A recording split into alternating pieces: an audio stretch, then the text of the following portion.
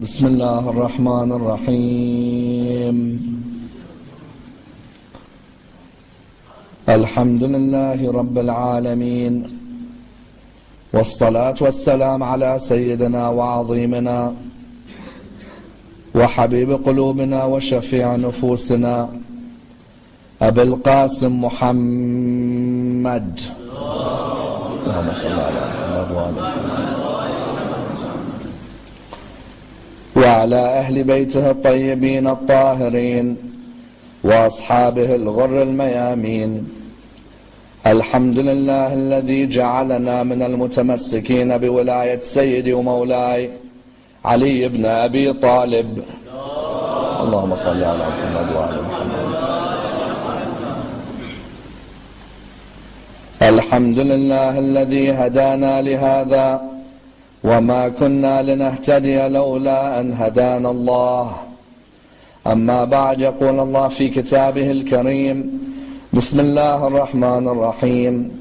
محمد رسول الله اللهم صل على محمد وعلى محمد. والذين معه أشداء على الكفار رحماء بينهم تراهم ركعا سجدا يبتغون فضلا من الله ورضوانا سيماهم في وجوههم من أثر السجود. The first of our salawat in honor of Rasulullah Muhammad sallallahu alayhi wa alihi wa sallam. Allahumma salli ala Muhammad wa ali Muhammad. The second in honor of Amir al-Mu'mineen Ali ibn Abi Talib. Allahumma salli ala Muhammad wa ali Muhammad. The third with your loudest voices in honor of the Imam of our time, Imam Sahib al-Asr wal-Zaman. Allahumma salli ala Muhammad. Respected scholars, brothers and sisters, Assalamu alaikum wa rahmatullah wa barakatuh. The discussion concerning the permissibility of prostration on a piece of clay is one of the most controversial discussions in Islamic thought, and a discussion which requires a thorough analysis, for it is a discussion which affects the life of many Muslims in the world today. A discussion from which many a lesson may be learned, and indeed many an example may be derived. And a discussion with a historical basis and a contemporary significance. Many Muslims in the world today ask the question, why is it that certain members of the Ja'fari school find it permissible to prostrate on a piece of clay? This piece of clay is known in the Arabic language as a turba, and in other dialects it is known as the mor. In some dialects it is known as the urs. And indeed you find that many have come forward and asked, what is the basis of prostration on this clay tablet? As in, you notice very well that in some communities who are not accustomed to this, they have never seen a Muslim who comes to prostrate on anything but a prayer mat. As in, if now you go to Mecca or Medina, you'll find when you go to Mecca and Medina, many of the people are prostrating on a prayer mat. The moment you come forward, for example, and put the turba or the mor in front of you, you may find reactions differ. Someone may react by coming and asking you that what is this that you're praying on? Somebody else may take a response or a reply which is a bit more with venom, where they may actually take it away from you, and some may even reach a stage where they may actually break it in front of you. Indeed, the reality is that it's unfortunate when other schools in Islam do not dissect what is the actual basis to this act. As in, would you believe today that many of the other schools in Islam accuse the school of Ahlul Bayt of polytheism, of shirk, when they see the members of the school of Ahlul Bayt prostrating on the turba, on the clay tablet? They come forward and they retrospectively return to Islamic history, and upon retrospection, what do they remember? They remember that the Quraysh used to prostrate towards what? The Quraysh used to prostrate towards idols made of stone. And therefore they reach the conclusion that the Shi'ah of Al Muhammad are doing exactly the same thing. They are prostrating towards idols made of stone. Therefore what do you find? You find that there is a need for us in these 15 nights to bring about this rapprochement where we look at the origin of every act through the heritage that has been left behind for us. As in, when someone asks you, why do you prostrate on a turba when you go to Karbala, or you're in Najaf, or you're in your own household? It's not enough for someone to turn around and say, I prostrate because my dad prostrated on one, or because my grandfather prostrated on one. No, what is your references? Where did you read in your books that this was a sunnah of Rasulullah? Or is it just something that you've inherited? If you go to many members of the school of Ahlul Bayt today and you ask them, when you prostrate on a moor, do you prostrate because you've actually read that you have to prostrate, or is it because mommy and daddy prostrate? You'll reply, many will say, to tell you the truth, brother, I prostrate because my mom and dad prostrate. If you were to ask me where it's written, I don't know. If you were to ask me when it started, I do not know. All I know is that at home, when we come to do sujood, we do sujood on this piece of clay, which they say originates from Karbala. Therefore, tonight in our analysis, I want to examine what is the origin of prostration on the turba. And I'd like to examine this in a number of stages. Number one, how important is the philosophy of prostration in understanding the importance of prostrating on clay? Number two, what was given to the Holy Prophet which meant that the earth was a place of prostration for him? Number three, what do the companions of the Prophet say about which marks were on his forehead when he would rise from sujood? Number four, why did Abdullah ibn Mas'ud come forward and state that the earth of the land of Medina is an earth which can cure the sickness of the human being and is also an earth that should be prayed on? And number five, is it only the earth of Karbala that we can prostrate on? And if we have so much love for Karbala, on what basis is the earth of Karbala given this sanctity? Let's examine this and dissect this topic in complete depth, not only using our books, but also using the books of our brothers. We will use tonight the books of Imam al-Bukhari, and Muslim, and Tirmidhi, and Nasa'i, Ibn Abu Dawood, Ibn Majah, as well as historians or scholars like Tabarani, Ahmad ibn Hanbal, and even later on, let's say Samhudi as well, with books like Wafa al-Wafa. When you come to the first area in this discussion, the question arises, what is the philosophy of sujood in Islamic thought? When you look within the religion of Islam, there is not a single Muslim who lives their life except that they have to undergo or indeed act the act of prostration. As in, we know very well that this act of prostration can be seen around the Muslim world and is of course one of the pillars of prayer. You find the act of prostration in Islamic thought is seen as being the greatest act of humility that the human being can undergo. In which way? It is seen within the religion of Islam that if you want to see which act shows your true reverence for your Lord, then there is no act like the act of sujood. Because the human being is a being that loves to be arrogant at times. We as human beings, there are times when our ego gets to us. When our ego gets to us, if you come and say to us, bow, not prostrate. If you come and say to us, bow to another, we'll turn around and say to you, bow to who? I bow to another human being? I, the human being of respect and honor. You expect me to lower my head to another human? When Islam came and taught the philosophy of prostration, Islam was telling the human being there are times in the day where unless you place this forehead on the earth, you'll fly arrogantly like the peacock flies. In which way? In that some of us need this head to touch the ground, I tell you. Because when you see us walking on the earth, you think that this person walking on the earth, his head is flying here, not over there. When Allah subhanahu wa ta'ala originated this act of prostration, He originated it with the intention to discipline the human being. In which way? To tell the human being that, listen, O human, as Ali says quite beautifully in his lines, Ali ibn Abi Talib used to say, mankind, you came from a drop of semen, and you leave as a piece of dust. You do not know when you came, nor do you know when you are going. So why do you walk around like you know everything? Isn't it? As when you look at some human beings, wallah, he's got himself 1 or 2 degrees next to his name. BA, MA, God knows how many A's next to his name.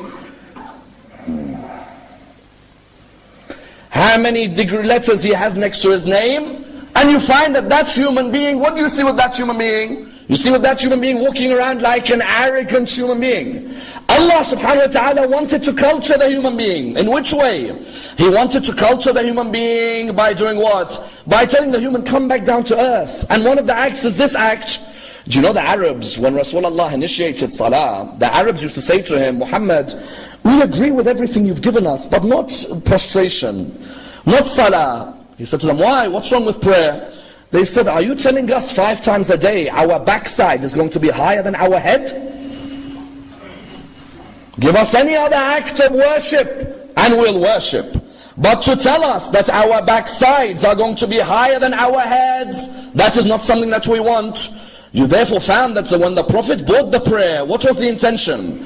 The intention was that the act of sujood would be the highest act of humility for the human being.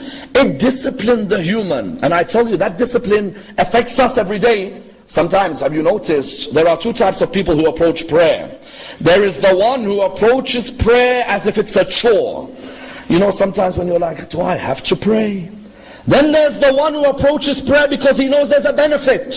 That when he goes down in sujood, it disciplines him, it humbles him. Because the origin of arrogance in man came because of a lack of sujood to Adam, isn't it?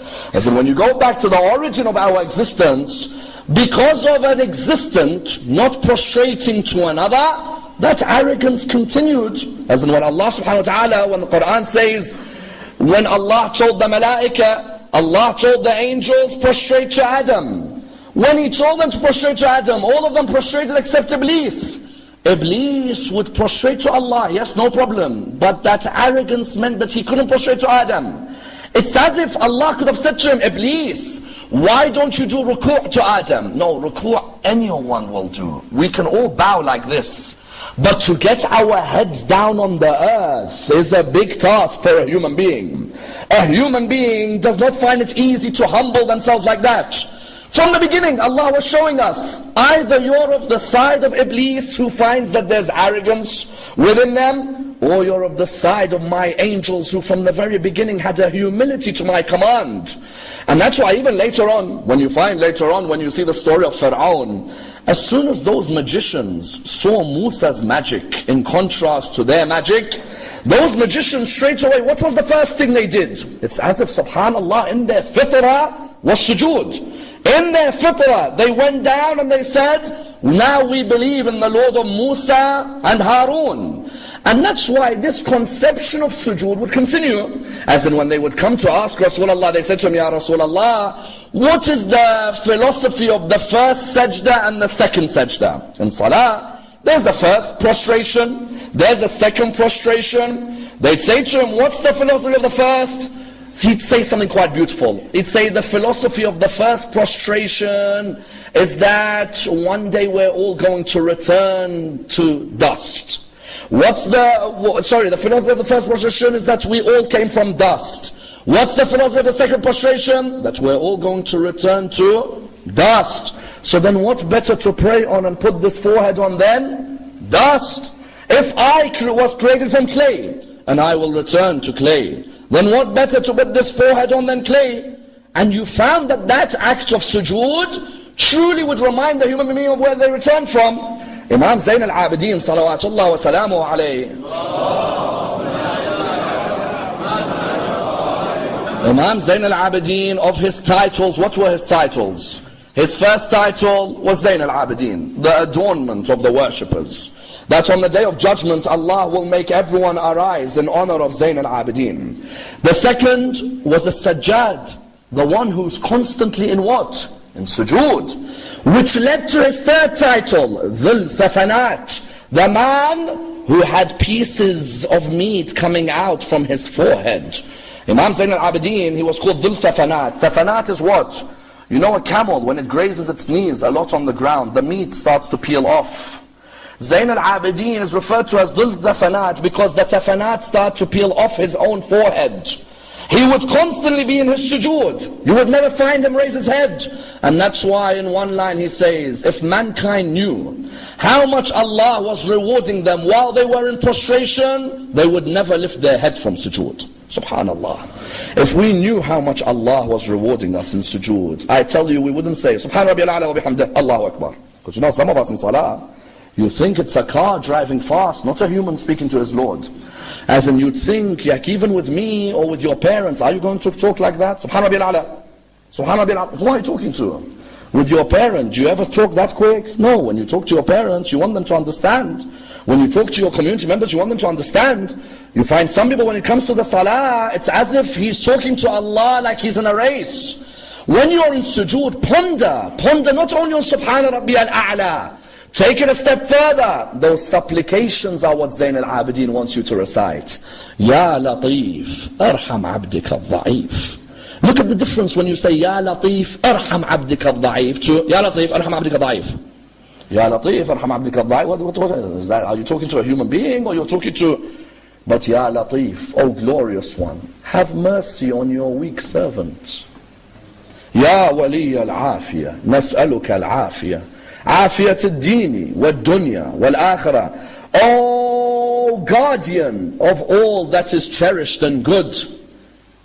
What do we want from you? We ask from you all that which is cherished and good. That of this world, that of the religion, and that of the hereafter. Ya man lahu dunya wal akhirah. Arham man laysa lahu dunya wal akhirah. Oh, he who controls this world and the hereafter, have mercy on the one who has no control over this world and the hereafter. Allahumma inni as'aluka rahata 'inda al-maut. وَالْمَغْفِرَةَ بَعْدَ الْمَوْتِ وَالْعَفْوَ عِنْدَ الْحِسَابِ. Oh Allah, give me peace at the time of death, and forgiveness on the death, and then afterwards, peace and tranquility when it comes to the accounting. Sujood was to return you as a human being back to the embodiment of your humility. But the point was what? The point was that the first sajda would remind you where you came from, and the second sajda would remind you where you're returning. If I recognize in my first sajda as a Muslim, not a Shi'ah, as a Muslim, that I came from clay, and my second sajda tells me I'm returning to clay, what better should I put my head on than the actual clay? Isn't it? And that's why when you come to examining the second stage, Rasulullah has a hadith where he highlights that he himself found no pleasure better than prostrating on the earth. Because the Prophet has a famous hadith, and this hadith is the basis of your discussion when you're trying to prove why we pray on the turba, the more, or the urs. When it comes to this hadith, what does the Prophet say? He says, I was given 5 things which no other Prophet benefited from. I was given 5 which no other Prophet benefited from. Number 1, I had aura which surrounded me, which would frighten my enemies even if they were at a 1-month distance from me. There's an aura that surrounds Rasulullah, where even the enemies on the day of Badr, 950 are scared of 313. Number 2, halal for me were the spoils of war. That was halal for Rasulullah. Number 3, I have been given permission to perform shafa'ah for my followers on the day of judgment. Very well known. This hadith is in Bukhari, in Tirmidhi, in Nasa'i. You'll find the hadith, it's clearly there. I have been given permission. Number 4, all prophets were sent exclusively to their nation. I was sent for the whole of mankind. Number 5, إِنَّمَا جُعِلَتْ لِيَ الْأَرْضِ مَسْجِدًا وَطَهُورًا.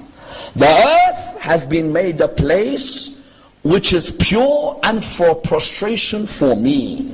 The earth, إِنَّمَا جُعِلَتْ لِيَ الْأَرْضِ مَسْجِدًا وَطَهُورًا. The earth has been made a place of prostration and a place purifying. What do we mean purifying? We know that tahurain are 2. There are 2 things which can purify. One is water, isn't it? And if you don't have water, what else purifies? Earth, isn't it? We know that earth can purify the human being if there is no water. As in all of you know, if you don't have wudu, and you're looking for something to purify you, you don't have the water for wudu, what is it that you would resort to? Tayammum, isn't it? Tayammum is what? Is that if I have no water surrounding me, and no water surrounding me doesn't mean across the road I can't be bothered going to get water. No water means quite a distance away. Then I go and perform what? I go and perform tayammum. Because the earth, I know, was made pure for Rasulullah. But this hadith doesn't just say the earth was made pure, no. إِنَّمَا جُعْلَتْ لِيَ الْأَرْض مَسْجِدًا وَطَهُورًا. It's been made pure and a place of prostration for me. Meaning that any place on this earth, Allah has made tahir for sujood. Any place, on the basis of this narration. And that's why you find when you examine the hadiths in the books of our brothers and in our own books, every hadith indicates that the Prophet and the Sahaba would prostrate on earth in the way we prostrate on earth with the turba today. What do we mean? These hadiths, which I'm going to give you, you can find them in the Sahih of Imam al-Bukhari, in Tirmidhi, in Nasa'i, Ahmad bin Hanbal's Musnad, even the works of Tabarani. The hadiths are clear. Amongst the hadith, in Bukhari, a clear hadith, Abu Sa'id al-Khudri, the great companion of the Holy Prophet, what does he say? He says, whenever Rasulullah would lift his head from sujood, there would be the clear mark of mud on his forehead. Which clear mark? The mark of mud. Which means that Abu Sa'id is saying, when we see Rasulullah finish his salah, it is clear for us that his sunnah is your forehead goes on mud, goes on clay. Because Rasulullah would say, Sallu kama ra'aytumuni usalli. Pray as you saw me pray. Abu Sa'id would say, when he would rise from sujood, we would see the marks of prostration which has come from the mud. Because the mark of prostration is an honor in the religion of Islam. The verse I quoted at the beginning says what? It says, Muhammadun Rasulullah walladhina ma'ahu ashidda'u 'ala al-kuffari ruhama'u baynahum tarahum ruk'an sujjadan yabtaghuna fadlan min Allah wa ridwana simahum fi wujuhihim min athar as-sujud. Their marks are on what? Are on their faces from what? From the effects of their sujood. Abu Sa'id says Rasulullah would lift his head from sujood. As soon as he lifts his head from sujood, we would see the marks of mud on that forehead. That would be number one. Number two, Wa'il would say, in another narration, Wa'il says Rasulullah never lifted his head from sujood, except that we saw the clear mark of prostration on his forehead. There was never an instance that there wasn't a mark of mud on the forehead of Rasulullah. Very clear. Wa'il narrates, Abu Sa'id al-Khudri narrates, Aisha, the wife of the Prophet, also narrates. She says, I never saw anything between Rasulullah's forehead and the earth when he would go into sujood. What's she trying to indicate? I never saw anything between Rasulullah's forehead and the earth when he would go into sujood means there was no cloth in his way. There was no prayer mat in his way. There was nothing in his way. Everything was clear. His forehead would go straight on sujood onto the earth. Someone asks, but hold on, what's the problem with a person praying on a prayer mat? As in, what's wrong? I can pray on a prayer mat? We reply by saying it's not the sunnah of Rasulullah, and it's impossible that it's the sunnah of Rasulullah to pray on a prayer mat. And this is said without any disrespect meant to any other school in Islam. Why? Medina never had prayer mats until minimum the time of Ammar ibn al-Khattab. Minimum. You think there were prayer mats in Medina in the time of Rasulullah?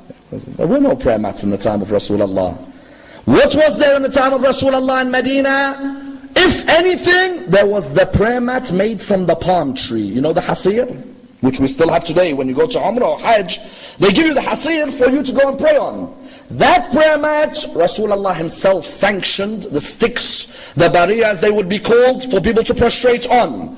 But prayer mats, in my own historical analysis, I say at the minimum in the time of Umar ibn al-Khattab, there were prayer mats. If not, then 300 years after Rasulullah died was the first time a sajjada or a prayer mat entered the mosque of Rasulullah. When someone comes and tells me, you are not doing what Rasulullah did, no, on the contrary, brother. When you're prostrating on a prayer mat, Rasulullah, there were no prayer mats in his time for him to do sujood on a prayer mat. Rasulullah, his companions are saying this, Aisha is saying this, and that's why in the school of Ahlul Bayt, what do we say? We say sujood can be done on what? On all that is natural, and cannot be done on what? Cannot be done on that which can be eaten or that which can be worn. That which can be eaten or that which can be worn, you cannot do sujood on. But anything else, especially that which is natural from the earth, that can be, sujood can be done on that. Someone asks, how about, for example, like Syed Ammar today is wearing this small hat here, and you have others who may wear, for example, a hijab, or in Mecca and Hajj, or in Medina, you have some people who come and are wearing a piece of cloth on top of their head. Can I, when I'm going down in sujood, can I have this cloth in front of me? I'm going down in sujood, my niyyah sujood. Again, Rasulullah, we have a tradition which states that the Holy Prophet one day saw one of his companions when he's coming down to sujood. You know, in Arabia in those days, even today with all the AC and technology, you burn your forehead. You find in those days, the Sahaba, when they would come, you may have someone who puts the cloth a bit down so he doesn't get burnt by the ground. Rasulullah, when he sees this, Rasulullah told him, that is not the way sujood is to be done. There cannot be anything between you and the earth when you come to sujood. And truly you found his Sahaba followed him on this issue. The companions of Rasulullah themselves would remind you that the only area they would prostrate on would be on the earth which they came towards. Jabir bin Abdullah al-Ansari says, when it was the heat of Medina and we had to pray salah, we take the pebbles from the mud. When we take these pebbles, they're absolutely burning in our hands and we have to hold on to them until we get down to sujood. He goes, I would move it from one hand to the other so it gets colder. So that when I would come down to sujood, I'm doing sujood on a cold pebble. You find Jabir here, what is he saying? He's saying again, there is no sujood on a prayer mat. The sujood was done on a piece of earth which was taken from Medina. And that's why you find in another narration, Anas ibn Malik narrates, he says Rasulullah walked past the companion Khalid al-Juhani. And when he walked past Khalid al-Juhani, what did he say? Tarrib wajhaka lillah. Put dust on your face for the sake of Allah subhanahu wa ta'ala. Tarrib from the word turab. إن مثل عيسى عند الله كمثل آدم خلقه من تراب ثم قال له كن فيكون. Rasulullah would say to Khalid al-Juhani, Tarrib wajhaka lillah. Put your face on the dust for the sake of Allah subhanahu wa ta'ala. In other words, it's not just in our books that Rasulullah did sujood on the earth. Rather, in the books of our brothers, it is clear. Never did Rasulullah do any prostration except that it was on a piece of mud that left a mark on his head. Someone says, okay, that was mud. Why are you making it clay tablets? That's mud. Today, if I go out in Nairobi and I see a piece of mud, I can do sujood. But why are you making it square tablets? Square tablets is not Rasulullah. We say no, on the contrary, there were companions of Rasulullah who themselves made a turba out of a square tablet. If you go to the book of Ibn Abi Shaybah, the Musannaf, he narrates about a companion by the name of Masruq. He says that this companion Masruq would take from the earth of Medina, and he wouldn't just take it, no. He'd gather it together to make a proper shape.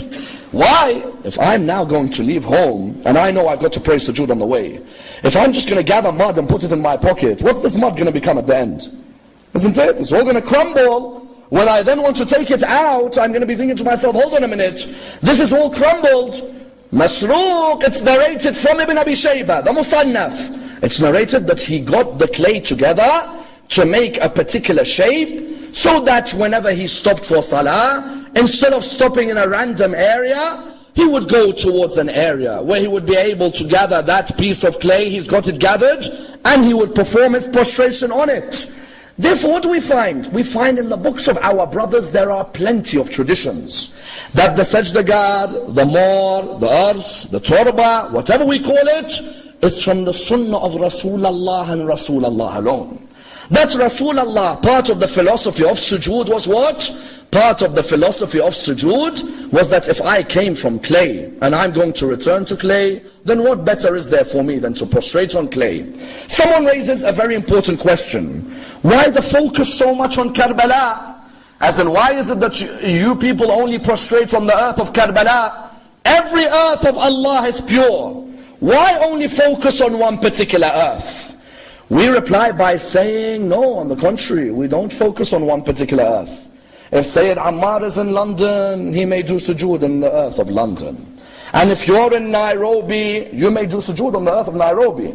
And if someone finds himself in Venezuela, he can do sujood on the earth of Venezuela.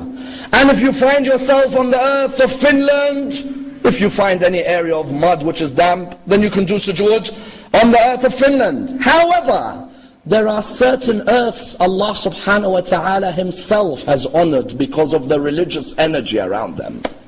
There are certain pieces of earth, Allah subhanahu wa ta'ala himself said that these pieces of earth are part of a sanctuary land, are part of a holy land, are pieces of earth where prophets of Allah walked. When pieces of earth like this are present, the energy that surrounds these pieces of earth is an energy different from any other area. لا أقسم بهذا البلد وأنت حل بهذا البلد ووالد وما ولد, until Allah subhanahu wa ta'ala would talk about that balad when he swears by that balad. Some narration says he swears by Mecca. Ya Allah, why do you swear by Mecca? Mecca is like London, Mecca is like Spain, Mecca is like... No, what are you talking about? Mecca is where prophets like Ibrahim walked on this earth. When an earth has a prophet of Allah walking on it, that earth has the remnants and the vibrations of the revelation of Allah on it. Therefore, when you go towards that earth, have a respect for هذا البلد الأمين, this earth which is trustworthy, which is sacred, this earth which is what? Which I swear by. In the Quran, Allah mentions many lands which are meant to be different from other lands. Mecca, for example, Mount Sinai, these earths, Turi Sinin, the land of Mecca, are meant to be earths of purity. And that's why the Sahaba of Rasulullah used to have that much respect for the earth of Medina. I tell you, when you come and read the great books on the history of Medina, one of the greatest books on the history of Medina, which I recommend all of you to read, inshaAllah, it's called Wafa al-Wafa. Wafa al-Wafa looks at the history of Medina. And there's another work which is called Akhbar al-Rawdatain. This book looks at the way the companions respected the earth of Medina. The earth of Medina. Not the city of Medina, the very earth of Medina. The Sahaba of Rasulullah used to respect the earth of Medina when they'd walk on it. And none more so does the scholar Samhudi mention respected the earth of Medina like Abdullah ibn Mas'ud. Of the greatest companions of Amir al-Mu'mineen, who remained loyal to him in his life, was Abdullah ibn Mas'ud. We sometimes have neglected the companions of Amir al-Mu'mineen, I tell you. People like Hujr bin Adi al-Kindi, Maytham al-Tammar, Ammar bin Hamaq al-Khuza'i, Muhammad bin Abi Bakr, Hudayf al-Yaman, Khuzayma bin Thabit, Ammar bin Yasir. These were a special breed. Abdullah ibn Mas'ud, Rasulullah and Amir al-Mu'mineen used to love him. To the extent Rasulullah used to say, I want to hear the Quran recited from the voice of the son of Abd. The son of Abd is who? The son of Abd is Abdullah ibn Mas'ud. Rasulullah used to love him when he used to recite the Quran. He used to love his voice. One of the greatest reciters of the Quran. This Abdullah ibn Mas'ud would take the dust of Medina and he'd prostrate on it in his sujood. But even when he left Medina, he'd take the dust of Medina with him when he's on a journey. Especially when he was on a journey by ship. Someone says, why on a journey by ship? He used to say, do you not know there are certain pieces of earth which have been touched by the feet of a holy personality? If I'm on a ship and it's going to be dangerous, when that piece of earth is in my pocket, I know there's a protection from Allah subhanahu wa ta'ala. Further than that, Abdullah bin Mas'ud, and this is narrated in the books of our brothers. Remember, this parallel is vital. Further than that, he would say, when I am ill and I need to be cured, I take the dust of Medina and I put it in water. And I mix the water with the dust of Medina, the dust which had the toes of Rasulullah walk across it. If the toes of Rasulullah walk across a certain area, that area is an area of sanctity, an area of respect. He would come, he'd drink the water, and he'd say, now I know I've been freshened by the grace of Allah with the dust of Medina. Taking this on board, others would do this as well. You would find in Akhbar al-Rawdatain, they used to say, when they used to come to wanting to come and do sujood, they would go to the grave of Hamza near Uhud. Those of you who've been to Hajj, many of you would have done the ziyarah in Medina of the grave of Hamza. In Akhbar al-Rawdatain it says people would come, they would take from the grave of Hamza. They take this dust and they would use it for different usages. Some would use it for sujood because it surrounds the uncle of Rasulullah, Sayyid al-Shuhada of that period, isn't he? He's the master of the martyrs. A person who is titled the master of the martyrs, the dust that surrounds his grave is a holy dust, isn't it? Hamza was called Sayyid al-Shuhada. So people would come, they take from his dust. Some would use it for sujood. Others would use it to give them safety on a journey. A third group would use it when they were ill, so that they shake a little bit of it. You don't, of course, pour the whole dust in the water. You put a little bit of the dust and you drink that dust and the people would be cured. And that therefore brings us to our point, that if the dust of Medina is seen as a holy dust, a dust for sujood, a dust for cure, then how about the dust which looked after the body of the grandson of Rasulullah? As in, if a person is willing to come forward and say that in Akhbar al-Rawdatain, in Wafa al-Wafa, it says that the earth of Medina was made a place for sujood for the Sahaba of Rasulullah, was made a place of reverence for the Sahaba, that it would cure their illnesses and their sickness, then likewise the same parallel is made with the grandson of Rasulullah. At the end of the day, if Medina belongs to Rasulullah, it's the same Rasulullah says, Husaynun minni, wa ana min Husayn. Ahabba Allah man ahabba Husayna. Husayn is from me, I am from Husayn. Allah loves the one who loves Husayn.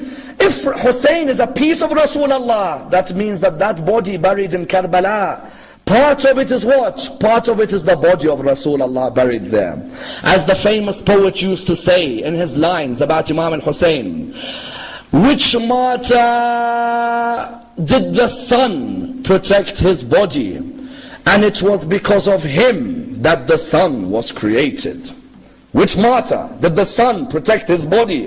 And it was because of him that the sun was originally created.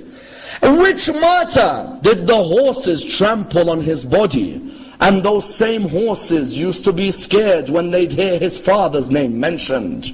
If only those horses knew that under their hooves it was Muhammad, would they have trampled on that body? Meaning what? Meaning that that body that lay on the ground in Karbala, that was a piece of Rasulullah's body. Therefore you found the Ahlul Bayt were the ones who stressed to us, pray anywhere, get a turba from anywhere. But there is no turba like that turba which has come from the ground of Karbala. How did we begin with this understanding of the ground of Karbala? We began with this understanding through Rasulullah. Rasulullah is the first to have mentioned, and in the books of our brothers, the first to have mentioned the holiness of the dust of Karbala. That when someone today comes to you and says, why are you doing sujood on the dust of Karbala? The dust of Karbala is like any other dust. No, no. In your books and in my books, Rasulullah mentioned the dust of Karbala, the earth of Karbala has a holiness to it. What is it? Salama narrates, I saw in my dream that night something which made me anxious. When Rasulullah came to me and said, Salama, I see that you are shaken. What is wrong with you? She replied, Ya Rasulullah, I saw Hussein swimming in his own blood. And I wondered, what is this? And then I saw Allah show me the land where Hussein will die. And then I saw Jibreel come towards me after giving me the dust of that land. Rasulullah looked at her and he said to Salama, glad tidings, keep that dust with you. And wait until a day when that dust becomes blood. Meaning what? Rasulullah is saying this dust has something special behind it, this earth of Karbala. That he tells Salama, wait, there will be a day when that earth turns into blood. Imam al-Hussein, when he came to visit his grandmother before he went to Karbala, he came to her, she said to him, Hussein, I beg you, do not go. He said to her, Grandma, I have to go. I have to fight for the honor of the religion of Islam, to remove injustice, to remove tyranny, to remove oppression. She said to him, but Hussein, I have some of the earth of Karbala. He said to her, oh grandmother, keep the earth with you. Until she said on the 10th of Muharram in the afternoon, I was looking at the earth of the land of Karbala and I saw that that earth became blood. From that moment I realized that that earth had a special significance, that the grandson and the flesh of Rasulullah lay on that earth. After that, Imam Ali ibn Abi Talib, on his way from the battle of Siffin, Imam Ali ibn Abi Talib stopped at Karbala, picked up the dust of Karbala, and he said, this is the land where my son will be killed, on the plains of Karbala. Then you found after Imam al-Hussein died, Ahlul Bayt began the idea of collecting the dust of Karbala for Sujud. The first to do this was who? Imam Zayn al-Abidin. Imam Zayn al-Abidin, when he came to bury his father, 3 nights after his father had been killed, when he came, as you know the narrations mention, that when he came to the land, Banu Asad were present on the land of Karbala. Banu Asad, while they were present there, why were Banu Asad at the land of Karbala? Their wives were embarrassed from them. Banu Asad is a Kufan tribe, you know, Habib ibn Madahir, he's from Banu Asad. Their wives were embarrassed. The grandson of Rasulullah went to war and none of you helped him. At least go and bury the bodies of the grandson of Rasulullah and all of his companions. Banu Asad were looking around, but there's a problem. How do you know which body belongs to who, when the heads aren't on the bodies? When Imam Zayn al-Abidin came from a distance, Banu Asad saw him coming from the distance. As they saw him, they looked around at each other. They said, who is that? He said, we do not know. Just tell, if he asks us, just tell him we've come to look around Karbala. When he came towards them, he said to them, excuse me, what are you doing? They said, we just came to look at what happened at Karbala. He said, no, tell me, what are you doing? They replied to him, we have come to bury Hussein and the family of Hussein. To which he replied to them, and why are you not burying them? They replied, we do not know whose body belongs to whom. We see a body by the Furat, which has no hands on it. And we see a body on the ground with arrows surrounding it. We do not know which is Hussein and which is Abbas, which is Qasim and which is Akbar. So he looked towards them. What did he say to them? When he looked towards them, he said, then do this. I want you to go and dig 3 different graves. They went and dug 3 different graves. The first grave, he said, that is for Habib ibn Madahir. That when you go to Karbala, do you notice Habib is alone? Imam al-Hussein wanted to honor Habib. He allowed him to have a grave by himself. Then he said, dig a second grave. That is for the companions. Then he said, dig a third grave. That is for the family of my father. As soon as they heard family of my father, they recognized this must be Ali ibn al-Hussein.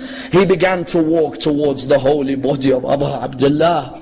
When he began to walk towards the holy body, the narrations mention he saw the holy body lying on the ground. And you know, those of you who are here, those who have had to see their father die, how difficult is it to see your father leave the earth? How difficult is it to bury your father on the ground? But how difficult is it to see your father beheaded? And you can't even place his cheek on the ground. So he walked towards the body, and the first thing that he did, he lifted the dust of Karbala, and he began to wipe his face with the dust. May Allah grant you the honor of visiting Abu Abdullah.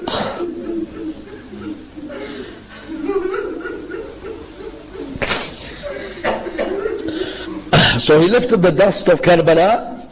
When he lifted this holy dust, he then gathered the pieces of his father's body together. What is to be taken is that he took the dust away from him and he kept it with him. And then he returned on the Arba'een. He took the dust again and he returned to Medina. He told the followers of Ahlul Bayt in Medina, this is what I want you to do. This dust of Karbala, this earth of Karbala, gather it and make it clay. And let everybody know they should do sujood on this earth. Because this is the sujood on the earth where my father fell.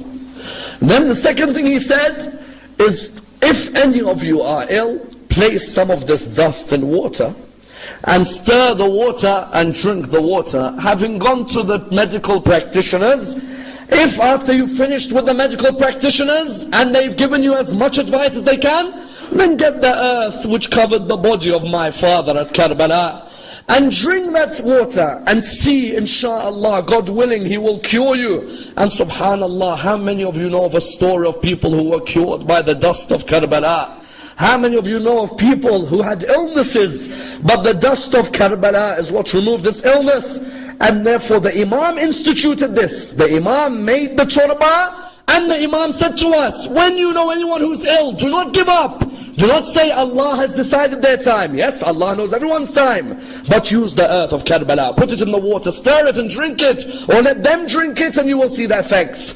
And that's why Imam al-Sadiq alayhi salam, Imam al-Sadiq would go to Karbala just to pick up the dust of Imam al-Hussein. And he'd return back to Medina. Notice Imam al-Sadiq used to live in Medina. But he traveled to Karbala to get the earth of Karbala to do sujud in Medina on the earth of Karbala. Because Imam al-Sadiq knew the sanctity of the earth of Karbala. And that's why it's the same Imam al-Sadiq who in his ziyarah of Imam al-Hussein and the ziyarah of all of those who visit Imam al-Hussein, Imam al-Sadiq, what does he say? Allahumma arham tilka al-khudud التي تقلبت على ضريح أبي عبد الله. Oh Allah, have mercy on those cheeks that rub themselves on the ضريح of Abu Abdullah. The darih, the dust, everything that surrounds Abu Abdullah has a curing effect for the human being, brings peace to the human being. Therefore, when we come as followers of Ahlul Bayt and do sujood, we can do sujood anywhere in the world. The earth has been made a place purified and for sujood, but truly there is no earth like the earth which covered the body of Imam al-Hussein. And that's why we say in ziyarah, طِبْتُمْ وَطَابَتِ الْأَرْضَ الَّتِي فِيهَا دُفِنْتُمْ. That earth is peaceful because you were buried on that earth. That earth is glorified. طِبْتُمْ وَطَابَتِ الْأَرْض الَّتِي فِيهَا دُفِنْتُمْ وَفُزْتُمْ فوزا عظيما. Therefore, even in the ziyarah, Imam points to the fact that the earth of Karbala is an earth of peacefulness because the Ansar of Imam al-Hussein were also buried on that earth. We pray to Allah subhanahu wa ta'ala to raise us with Imam al-Hussein alayhi salam, to allow us to be amongst those who honor the message of Imam al-Hussein alayhi salam, allow us to be amongst those who protect the sujood on the turba, which was originated by the sunnah of Rasulullah sallallahu alayhi wa alayhi. Inshallah, tomorrow we will move on to our next discussion of the most controversial areas in Islamic thought. Wassalamu alaikum wa rahmatullah wa barakatuh.